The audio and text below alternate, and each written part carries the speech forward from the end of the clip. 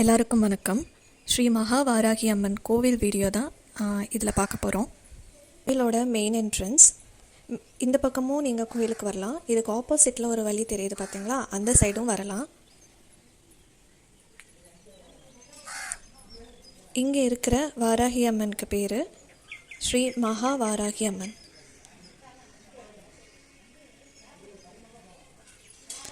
இங்கே தினமும் அன்னதானம் நடக்கும். எதிரில் பார்த்தீங்கன்னா ஏற்காடு மலை அடிவாரத்தில் தான் இருக்குது.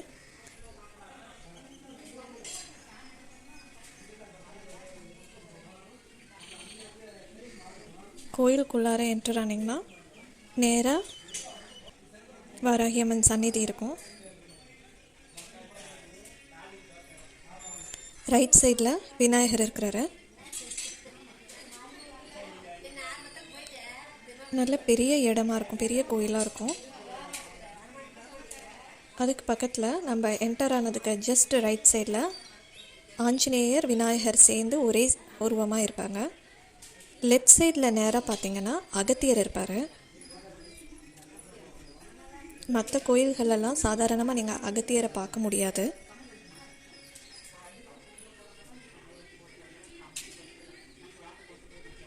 பக்கத்தில் சனி பகவான் சந்நிதி இருக்குது.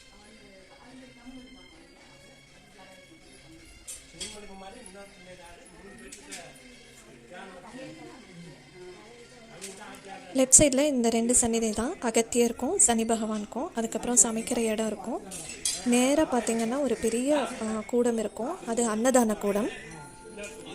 அன்னதான கூடம் போகிற வழியில் லெஃப்ட் சைட் கார்னரில் பார்த்திங்கன்னா யாகசாலை இருக்குது. அங்கே தான் ஆஷாட நவராத்திரிக்கு யாகம் நடந்தது.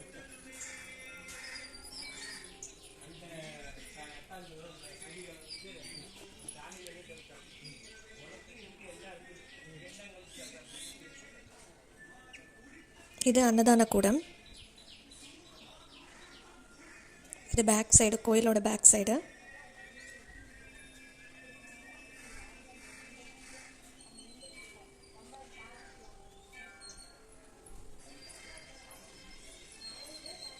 ஒயிட் அண்ட் ரெட்டில் தெரிகிற சந்நிதி சந்தோஷி மாதா முருகரோடது. ஒயிட் மட்டும் ரைட் சைடில் தெரியறது வாராகி அம்மனோட கருவறை. விஷ்ணு துர்கை இருக்காங்க, சாய்பாபா இருக்காங்க. நாம் இப்போ லெஃப்ட் சைடில் இருந்து கருவறையை சுற்றி ரைட் சைடுக்கு வந்துட்டோம். ஸோ இதுதான் மொத்த கோயிலும்.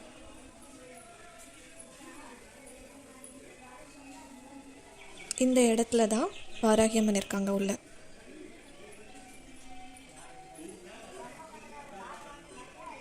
இந்த கோயில் சேலத்தில் வலசூர் போகிற வழியில் டி பெருமாபாளையம் வில்லேஜில் இருந்து 2 கிலோமீட்டர் தூரத்தில் இருக்குது.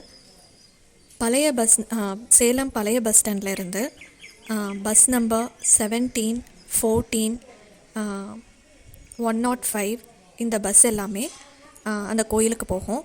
நீங்கள் பழைய பஸ் ஸ்டாண்ட் வந்துட்டு இந்த பஸ்ஸு ஏறிட்டு கண்டக்டர்கிட்ட கேட்டுக்கங்க.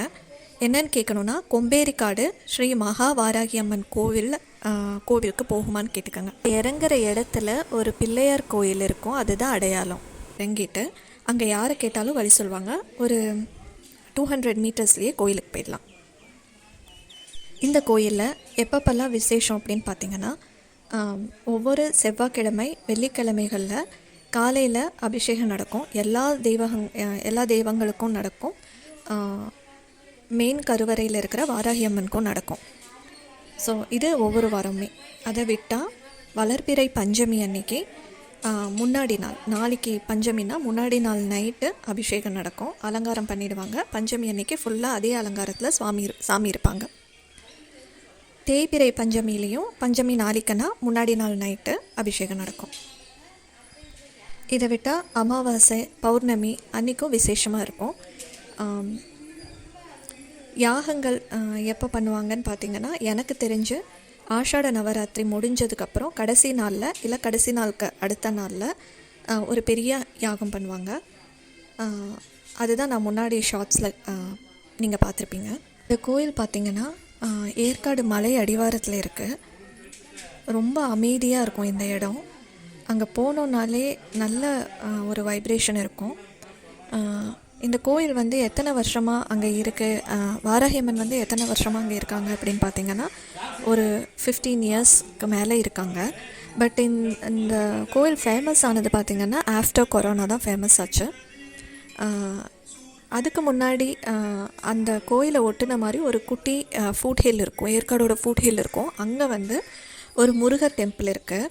அந்த கோயில் வந்து பங்குனி உத்திரம் ரொம்ப விசேஷம். இது வந்து 40 வருஷமாக பங்குனி உத்திரத்துக்கு நிறைய பேர் பால் குடம் தூக்கிட்டு அந்த முருகரை வந்து தரிசனம் பண்ண போவாங்க. இது வந்து 40 வருஷமாக நடக்குது.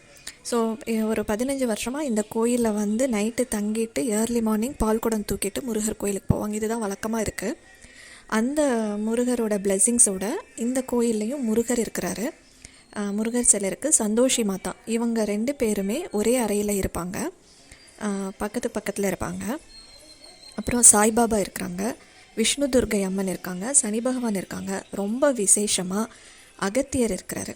அகஸ்தியருக்கும் வாராகி அம்மனுக்கும் என்ன சம்மந்தம் அப்படின்னு பார்த்தீங்கன்னா, லலிதா சஹஸ்ரநாமம் வந்து லலிதாம்பிகை அம்மன் மேலே எழுதப்பட்ட ஒரு ஸ்லோகம். அதில் வந்து தண்டநாதா, வாராகி அப்படின்னு 2-3 இடத்துல வாராகி அம்மனோட பேர் வந்து வரும். அப்போ வாராகி அம்மன் யாருன்னு பார்த்தீங்கன்னா, இப்போது லலிதாம்பிகை அம்மன் வந்து பண்டாசுரனை வதம் பண்ணுறதுக்கு பெரிய ஒரு விமன் ஆர்மியை ரெடி பண்ணிட்டு போகிறாங்க. அதில் குதிரை படை, யானை படை, நிறைய அந்த மாதிரி சேனைகள் நிறைய அந்த மாதிரி படை சூழ போகிறாங்க. அப்போ போகும்போது அந்த படையோட சேனாதிபதி யாருன்னு பார்த்தீங்கன்னா வாராகி அம்மன். லலிதா சஹஸ்ரநாமம் நமக்கு எப்படி தெரிய வந்தது, யார் எழுதுனாங்க அப்படின்னு பார்த்தீங்கன்னா, லலிதா மகா திரிபுர சுந்தரி அம்மனை சுற்றி எப்பயுமே இப்போது சிவனோட கணங்கள் இருக்கிற மாதிரி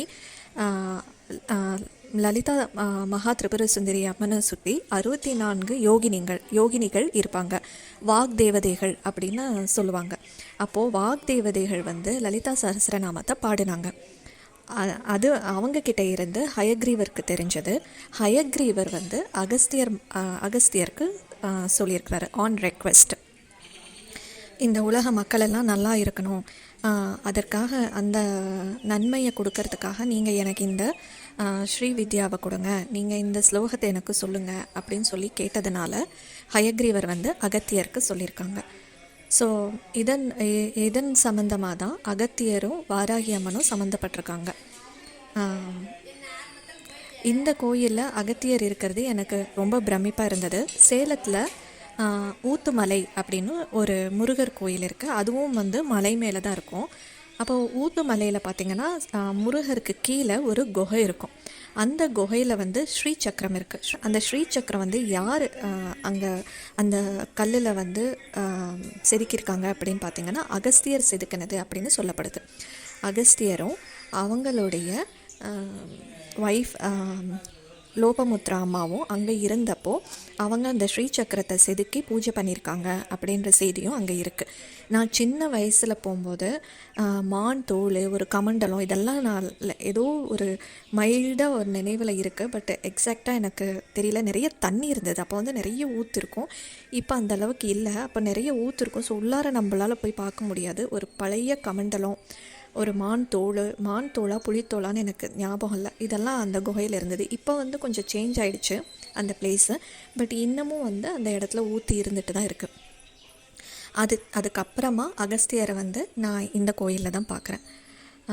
இந்த பிளேஸ் வந்து நீங்கள் கூட்டமாக இருக்கும்போது போனால் அந்த பிளேஸோட எனர்ஜி, அதனோட அதிர்வு உங்களால் உணர முடியுமான்னு தெரியல. இந்த வீடியோ எடுத்த நாள் வந்து செவ்வாய்க்கிழமை. அப்போது நான் ஒரு 11 o'clock டே டைமில் 11 o'clock போனப்போ ரொம்ப அமைதியாக இருந்தது. என்னால் நல்லா உணர முடிஞ்சது அந்த அமைதி, அந்த எனர்ஜி.